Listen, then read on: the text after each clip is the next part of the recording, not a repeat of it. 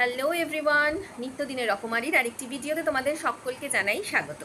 আজকের ভিডিওর থাম্বনেলটা দেখেই তোমরা বুঝে গেছো বেশ ইন্টারেস্টিং একটা ভিডিও হতে চলেছে।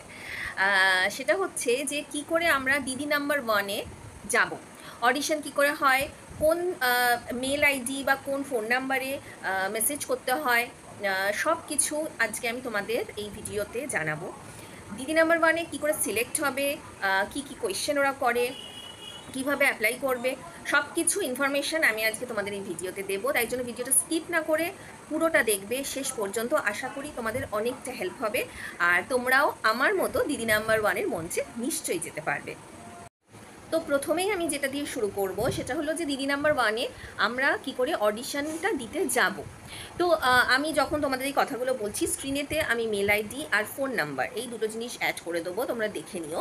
তো আমি বেসিক্যালি ওদেরকে মেল করেছিলাম, মেলের যে স্ক্রিনশটটা সেটাও আমি দিয়ে দেবো, সেটা তোমরা দেখে নিও। আমি ওদেরকে মেল করেছিলাম, তার এক সপ্তাহের মধ্যে আমার কাছে মেলে রিপ্লাই আসে যে পরের দিনই, যেদিনকে মেসেজটা আসে আর কি সকালবেলা, তার পরের দিনই দিদি নাম্বার ওয়ানের অডিশন আছে, 11টা থেকে 4টের মধ্যে আসতে হবে। তো সেখানে তোমাকে এক কপি ফটো নিয়ে যেতে হবে, সেটা বড় হতে পারে ছোটও হতে পারে, যেটা তোমার কাছে অ্যাভেলেবেল থাকবে সেটা নিয়ে যাবে। একটা পেন নিয়ে যাবে, কারণ ওখানে গিয়ে একটা ফর্ম ফিল আপ করতে হবে তোমার, ঠিক আছে?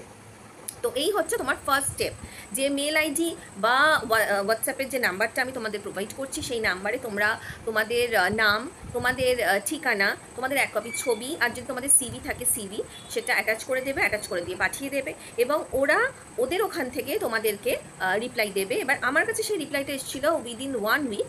কিছু কিছু জনের 1 মাস সময় লাগে, কিছু কিছু জনের আবার 3-4 দিনের মধ্যেই কিন্তু চলে আসে। এটা কিন্তু ডিপেন্ড করে, এরকম নয় যে আমার 1 সপ্তাহের মধ্যে এসছে বলেই যে তোমারও 1 সপ্তাহের মধ্যে আসবে, সেটা কিন্তু নয়। তো অধৈর্য হলে চলবে না, অপেক্ষা করে থাকতে হবে। এটা গেল আমাদের ফার্স্ট স্টেপ। দিদি নাম্বার ওয়ান এমন একটা প্ল্যাটফর্ম এখন যেখানে আমার মতো অনেকেরই ইচ্ছা যে ওই প্ল্যাটফর্মে গিয়ে দাঁড়াবে এবং সেখানে যাওয়া, মানে জি বাংলার মতো একটা চ্যানেল এবং দিদি নাম্বার ওয়ানের মতো একটা প্ল্যাটফর্মে যাওয়াটাই একটা বিশাল বড় অ্যাচিভমেন্ট আমার এটা মনে হয় ব্যক্তিগতভাবে। কারণ ওখানে গিয়ে এতগুলো মানুষের সামনে দাঁড়ানো এবং সেখানকার এক্সপিরিয়েন্সটাই একদম অন্যরকম। তাই জন্য আমি যেহেতু এই এক্সপিরিয়েন্সটা করেছি, অ্যাচিভ করেছি আমার ড্রিমটা, তাই জন্য আমিও চাই যে তোমরাও কিন্তু সেই জায়গাটা অবধি পৌঁছো। তো সেই কারণেই কিন্তু আজকের ভিডিওটা। তো এবারে আমরা নেক্সট স্টেপে চলে যাচ্ছি, যে আমি এবার অডিশন দিতে গেলাম। তো অডিশন দিতে যাওয়ার জন্য তো প্রথমেই তোমাদের বললাম একটা ফটো, একটা পেন তোমাদেরকে নিয়ে যেতে হবে। তো আমি মোটামুটি তোমার 12:30টার দিকে অডিশনটা দিতে গেছিলাম। অডিশনটা তোমার হয় হচ্ছে রাজারহাটে DRR স্টুডিওতে, ঠিক আছে? তো ওরা তোমাকে যে মেল বা যে হোয়াটসঅ্যাপ মেসেজ করবে সেখানে ওরা অ্যাড্রেসের ডিটেলস কিন্তু দিয়ে দেবে। তো আমি 12:30টার দিকে ওই স্টুডিওতে পৌঁছে গেছিলাম। ওখানে গিয়ে দেখলাম যে প্রচুর লাইন, আমার আগে বহু সংখ্যক মানুষ ওখানে পৌঁছে গেছে। তো ওখানে সিকিউরিটির যে টেবিলটা আছে সেখানে গেলাম। ওখানে গিয়ে মেসেজটা দেখাতে হচ্ছে অ্যাজ এ প্রুফ যে তোমার কাছে মেসেজ এসেছে, এবং সেটা দেখানোর পরে ওরা একটা ফর্ম দিচ্ছে, সেই ফর্মটা তোমাকে ফিল আপ করতে হবে, ঠিক আছে? সেই ফর্মটার মধ্যে কি কি আছে সেটা স্ক্রিনে তোমরা দেখতে পেয়ে যাবে। তো আমি ওখানে গিয়ে আমার মেসেজটা দেখিয়ে ফর্মটা কালেক্ট করি এবং সেখানেই তোমাকে ফটোটা গার্ড দাদা যিনি থাকবেন ওনাকে দিয়ে দিতে হবে, উনি স্টেপল করে দিচ্ছেন, ঠিক আছে? এবারে তুমি ফর্মটা নিয়ে একটা পাশে চলে গেলে, ওখানে প্রচুর সোফা চেয়ার সবই থাকবে। তো তুমি তোমার সুবিধা মতো একটা জায়গায় বসে মাথা ঠান্ডা করে তোমাকে ফিল আপ করতে হবে। ফর্মটা খুব বেসিক কিছু ইনফরমেশান থাকে, মানে তোমার সম্পর্কে ইনফরমেশনই তোমাকে ওখানে পুট করতে হবে। যেমন তুমি কোন জেলা থেকে আসছো, তোমার নাম, তোমার অ্যাড্রেস, তোমার ফোন নাম্বার, মেল আইডি, তোমার কোয়ালিফিকেশান, তোমার পেশা কী, এবং তুমি তোমার বাড়িতে কে কে আছে, এবং লাস্ট যেটা ভীষণ ইম্পর্ট্যান্ট সেটা হচ্ছে তুমি নিজেকে দিদি নাম্বার ওয়ান কেন মনে করো। এই প্রশ্নটা ভীষণ ভীষণ ইম্পর্ট্যান্ট একটা কোয়েশ্চেন। তো এই প্রশ্নটার উত্তরটাই কিন্তু তোমাকে যথেষ্ট ভাবনা চিন্তা করে দিতে হবে, ঠিক আছে? কারণ প্ল্যাটফর্মটাই এমন একটা প্ল্যাটফর্ম যেখানে কিন্তু এমনভাবে নিজেকে রিপ্রেজেন্ট করতে হবে যাতে জিনিসটা খুব প্রেজেন্টেবল ওয়েতে ওদের কাছে কিন্তু পৌঁছয়। তো এইটা হচ্ছে বেসিক একটা ফর্ম যেটা তোমাকে খুব সুন্দরভাবে ফিল আপ করে নিতে হবে। এবার ওই ফর্মটার পাশেই দেখবে একটা ক্রমিক সংখ্যা বলে লেখা আছে, যেখানে তোমার নাম্বারটা লেখা থাকবে, মানে তুমি কোন নাম্বারে, মানে 1 নম্বর 2 নম্বর 3 নম্বর করে যে নাম্বারটা তোমার যে সময় তুমি গেছো সেটা থাকবে। তো সেইটা ওই সময় ওই জায়গাটাতে লেখা থাকবে। এবারে ওরা মোটামুটি 5 জন করে ডাকে। তো কিছু কিছু ক্ষেত্রে 2 জন করে রুমের ভেতর ঢোকায় অডিশন নেয়, আবার কিছু কিছু ক্ষেত্রে 5 জন করে রুমের ভেতর ঢোকায় অডিশন নেয়।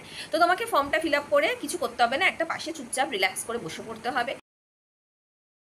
এইবারে আসি ফাইনালি অডিশনের কথায়। মানে আমি তো রুমের ভেতরে ঢুকে গেলাম, এরপরে কি কি আমাকে জিজ্ঞাসা করা হলো, কি বেসিকে ওরা সিলেক্ট করে, এই জিনিসগুলো তোমাদের সাথে শেয়ার করব। আমি আর আরেকজন গেছিলাম, মানে আমার সময় দুজন করে করে ঢোকানো হচ্ছিল। তো আমাকে প্রথমেই জিজ্ঞাসা করে যে তোমার সম্পর্কে কিছু বলো, মানে আমার নাম, আমি কোথা থেকে আসছি, মানে যেটা তুমি ফর্মে লিখবে সেটা ওরা, ফর্মটা ওদের হাতেই থাকবে, ওরা দেখবে এবং সেটার সম্পর্কে তোমাকে কিন্তু জিজ্ঞাসা করবে। তা সেই কারণে যা যা ইনফরমেশন দেবে সেগুলো যেন সঠিক হয়। আচ্ছা, তো ওরা জিজ্ঞাসা করলো যে তোমার সম্পর্কে কিছু বলো। তো আমি আমার নাম, আমি কোথা থেকে গেছি, সেগুলো সব বললাম। তারপরে বললো তোমার কোয়ালিফিকেশন কী, তো যেটা আমি ফর্মে লিখেছিলাম, আমার যেরকম মাস্টার ডিগ্রি আছে সাইকোলজিতে, আমি সেটা লিখেছিলাম, তো সেটাই আমি ওদেরকে বললাম। তারপরে অ্যাজ এ প্রফেশন আমি যেটা লিখেছিলাম সেটা নিয়ে ওরা কিছু আমাকে জিজ্ঞাসা করেছিল। মানে আমার যেহেতু সাইকোলজি ব্যাকগ্রাউন্ড, তো সেই কারণে আমার হসপিটালে কাজ করার এক্সপিরিয়েন্স আছে। তারপরে আমি যে অফিসে কাজ করতাম সেখানে আমি স্টুডেন্ট কাউন্সেলিং করতাম, সেগুলোর আমার এক্সপিরিয়েন্স আছে। তো সেইগুলোই আমি ফর্মে লিখেছিলাম। ওরা সেই রিলেটেড আমাকে প্রচুর কোয়েশ্চেন ওই রিলেটেডই কিন্তু জিজ্ঞাসা করেছিল, যে কী কাজ তুমি করতে হসপিটালে, অফিসে তুমি কী কাজ করতে, এই প্রফেশনটা কেন তুমি চুজ করলে, এরকম নানান ধরনের কোয়েশ্চেন তোমার প্রফেশন রিলেটেড কিন্তু ওরা তোমাকে জিজ্ঞাসা করবে। সেটা কিন্তু তোমাকে সঠিকভাবে মাথা ঠান্ডা করে ভালোভাবে প্রেজেন্টেবল ওয়েতে কিন্তু তোমাকে বলতে হবে সেটা, ওকে।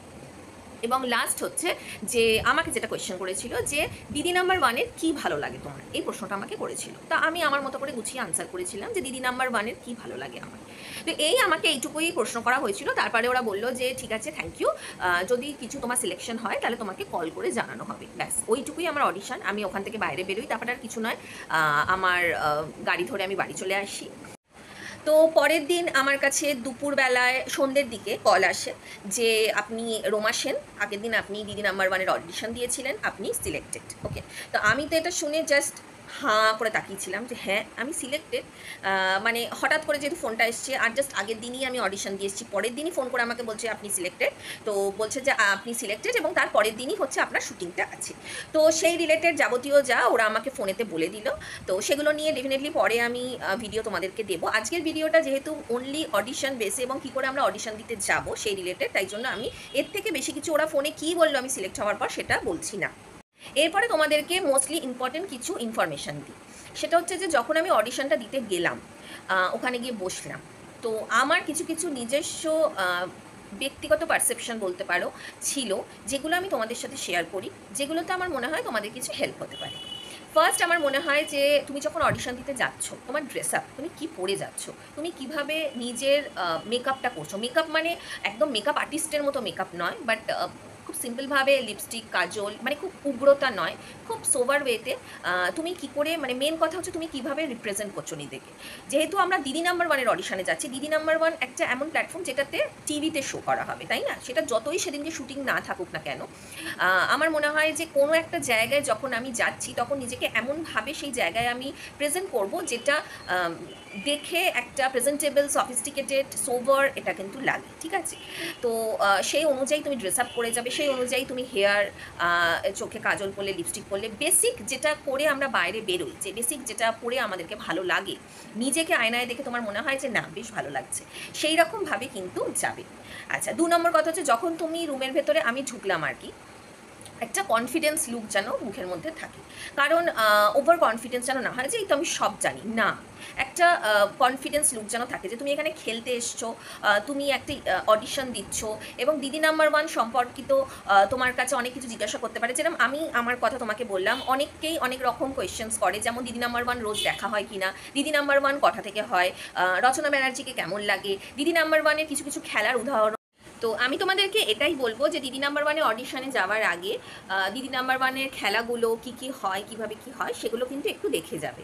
কারণ খুব স্বাভাবিকভাবে আমরা যেটার জন্য অডিশন দিতে যাচ্ছি সেই রিলেটেড প্রশ্ন করে যদি সেই রিলেটেড প্রশ্নের আমরা উত্তর দিতে না পারি, সেটা কিন্তু মানে একটা কিন্তু ব্যাড রেপুটেশন তৈরি করে। তো সেই কারণে একটু খেলা টেলাগুলো দেখে যাওয়া, কখন হয়, একটু দিদি নাম্বার ওয়ান সম্পর্কে একটুখানি ইনফরমেশন নিয়ে যাবে। তো এই হচ্ছে দিদি নাম্বার ওয়ানের অডিশনের পুরো ব্যাপার। এবং আমার যেটা মনে হলো যে যখন আমি আনসার্সগুলো করছিলাম ওনাদেরকে, ওনাদের কি বলবো, মানে ওনাদেরকে ব্যাপারটা বোঝানো যে আমি কি কাজ করি, কি রিলেটেড কাজ করি এবং সেটা কতটা ইম্প্যাক্টফুল, তো সেই রকম জিনিসগুলো ওনাদেরকে তুমি শোনাবে। তো আর একটা কথা বলি যে অনেকেই বলেছিল যে দিদি নাম্বার ওয়ানে যেতে গেলে দুঃখের স্টোরি শোনাতে হয়, ছোটোবেলা থেকে হিউজ স্ট্রাগল করেছি, অনেক কিছু বলতে হয়। একদমই সেটা নয়। এবং তোমার যদি স্ট্রাগলের স্টোরি না থাকে তুমি শোনাবে না, তোমার যদি স্ট্রাগলের স্টোরি কিছু থাকে ডেফিনেটলি তুমি শোনাবে। কেন তুমি দিদি নাম্বার ওয়ান নিজেকে মনে করছো, কোন কোন ঘটনার জন্য বা জীবনের কোন পরিস্থিতির জন্য বা নিজের কোনো অ্যাচিভমেন্টের জন্য, সেগুলো তুমি ডেফিনেটলি ওদের সাথে শেয়ার করতে পারো। কারণ দিদি নাম্বার ওয়ান প্ল্যাটফর্মটাই আমরা যা জানি সেগুলো কিন্তু মেয়েদের মানে আমাদের মতো যারা লাইফে কিছু অ্যাচিভ করতে পেরেছে বা জীবনের কোনো ঘটনার জন্য নিজেকে দিদি নাম্বার ওয়ান মনে করে, সেগুলোই কিন্তু ওরা কিন্তু শোতে তুলে ধরে। তো সেই কারণে এগুলো একটুখানি বলার চেষ্টা করবে, নিজেকে প্রেজেন্টেবল রাখবে, নিজের মুখে একটা হাসি, যেগুলো ওরা জিজ্ঞাসা করছে সেগুলো ভালোভাবে ঠিকঠাকভাবে আনসার করা। এটা ছাড়া আমার মনে হয় না যে আর কিছু ম্যাটার করে বলে। এবং অনেকেই এটা বলে যে দিদি নাম্বার ওয়ানে যেতে গেলে ব্যাকআপ লাগে, মানে চেনাশোনা কাউকে লাগতেই হয় বা টাকা লাগে। কিন্তু আমিও এরকম যখন শুনেছিলাম, আমি যাওয়ার আগেও ভেবেছিলাম যে ও তো ব্যাকআপ লাগে, ঠিক আছে যাই একবার এক্সপিরিয়েন্স হবে। কিন্তু অনেস্টলি বলছি যে ওরা কিন্তু তোমারই ইন্টারভিউটা নেবে, তুমি কীরকম, তুমি নিজেকে কীভাবে প্রেজেন্ট করছো সেগুলোই কিন্তু দেখে ওরা তার উপরে সিলেক্ট করে। কারণ আমার পার্সোনালি কোনো ব্যাকআপ ছিল না, আমার যেতে গিয়ে কিন্তু কোনো টাকা লাগেনি। তো সেই কারণে আমি আমার এক্সপিরিয়েন্স তোমাদের সাথে শেয়ার করলাম।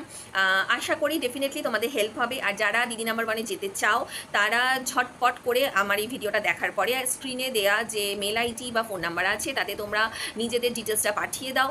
আর দেরি করো না, কারণ টিভিতে জি বাংলার মতো প্ল্যাটফর্মে আমরা প্রত্যেকেই নিজেদেরকে দেখতে চাই এবং সেটা একটা huge huge huge proud moment. যখন আমি ওই পোডিয়ামটাতে নিজের নামটা দেখছিলাম যে রুমা সেন ঘোষ, আমি এক্সপ্লেন করা আমার পক্ষে সম্ভব না যে কী প্রচণ্ড পরিমাণে একটা আনন্দ হচ্ছিল, কী প্রচণ্ড পরিমাণে। কারণ প্রত্যেকটা খেলায় জেতা হারা উপহার পাওয়া না পাওয়া সব কিছুই থাকে, এটা তো একটা পার্ট অফ দ্য গেম। কিন্তু ওই প্ল্যাটফর্মে গিয়ে দাঁড়ানোটা, এতগুলো মানুষের মধ্যে সিলেক্ট হয়ে ওই প্ল্যাটফর্মে গিয়ে দাঁড়ানো, নিজের কথা বলা, রচনাদির সাথে কথা বলা, এবং ওই দিনটা একটা হিউজ অন্য রকমের এক্সপিরিয়েন্স। যে এক্সপিরিয়েন্সটা যারা আমার মতো এক্সপিরিয়েন্সটা করতে চাও তারা ঝটপট করে নিজেদের ডিটেলসটা পাঠিয়ে দাও। আর যদি আর কোনো ইনফরমেশন তোমাদের দরকার লাগে যেটা আমি মিস করে গেছি বলে তোমাদের মনে হচ্ছে, সেটা কমেন্ট সেকশনে জানাতে পারো, আমি ডেফিনেটলি নেক্সট ভিডিওতে তোমাদের সাথে শেয়ার করব। আজকের ভিডিওটা আমি এখানেই শেষ করলাম। খুব খুব ভালো থেকো। আর যারা যারা যাবে বলে মনে করছো তাদের প্রত্যেককে wish you all the best. Tata.